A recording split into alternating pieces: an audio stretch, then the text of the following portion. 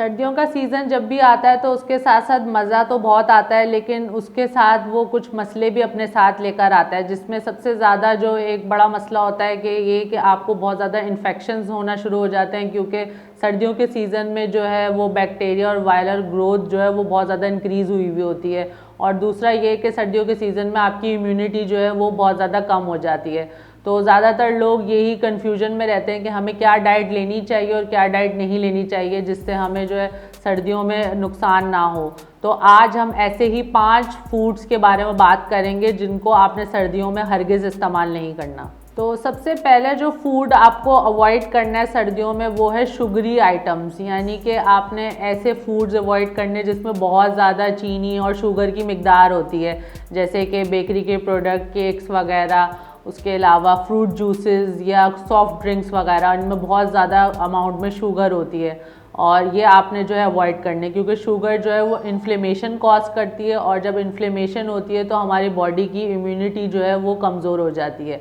दूसरी चीज़ जो आपने अवॉइड करनी है सर्दियों में और बिल्कुल उसको कोशिश करनी है कि कम से कम इस्तेमाल करें, वो है फ्राइड फूड्स। फ्राइड फूड्स का इस्तेमाल आपने इसलिए कम करना है क्योंकि उसके अंदर जो है बहुत ज़्यादा हाई फैट्स की क्वांटिटी होती है और हाई फैट्स जब होते हैं तो वो भी हमारे जिस्म के अंदर इन्फ्लेमेशन कॉज करते हैं। उसके साथ साथ जो फ्राइड फूड्स होते हैं वो हमारे बलगम की प्रोडक्शन को बहुत ज़्यादा बढ़ा देते हैं सर्दियों में, जो कि हमारे लिए काफ़ी ज़्यादा मसला क्रिएट कर सकती है। तीसरा फूड जो आपने सर्दियों में अवॉइड करना है वो ये है जिससे हिस्टामीन रिलीज़ होती है, यानी कि सर्दियों में एलर्जी भी बहुत ज़्यादा हो रही होती है। तो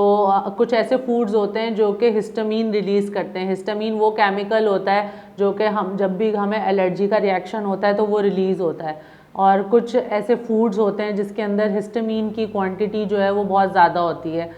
हिस्टामीन रिलीज़ करने की उनमें सलाहियत ज़्यादा होती है, जैसे कि मशरूम्स, टमाटर और उसके अलावा योगर्ट। ये आप कोशिश करें कि सर्दियों में इनको इस्तेमाल ना करें, क्योंकि ये आपके गले के अंदर जो है म्यूकस की प्रोडक्शन भी इंक्रीज़ करते हैं, म्यूकस को थिक भी करते हैं। ख़ास तौर पे जिनको कंजेशन का मसला हो और जिनका नाक बंद हो वो इसको इस्तेमाल ना करें। और चौथी जो चीज़ है जो आपने इस्तेमाल नहीं करनी है सर्दियों के अंदर वो ये है कि आपने डेयरी प्रोडक्ट्स जो होते हैं, यानी दूध से बनी हुई चीज़ें, मिल्क, चीज़ वगैरह, योगर्ट, ये आपने इस्तेमाल नहीं करना, क्योंकि ये आपकी म्यूकस को बहुत ज़्यादा थिक कर देते हैं, आपकी बलगम को जो है वो आपका, क्योंकि वैसे ही सर्दियों में ड्राइनेस हो रही होती है, तो अगर आपकी म्यूकस और थिक हो जाएगी तो आपको ब्रीदिंग डिफ़िकल्टीज़ भी हो सकती हैं और आपकी जो है वो कंजेशन आपको हो सकता है, कोल्ड, फ्लू, कफ, आपको ये सारी चीज़ें हो सकती हैं। तो कोशिश करें कि डेयरी प्रोडक्ट्स जो हैं वो आप अवॉइड करें सर्दियों के अंदर। और पांचवी और आखिरी जो चीज़ जो आपने अवॉइड करनी है वो है कैफिनेटेड ड्रिंक्स को आपने जो है वो अवॉइड करना है सर्दियों के अंदर।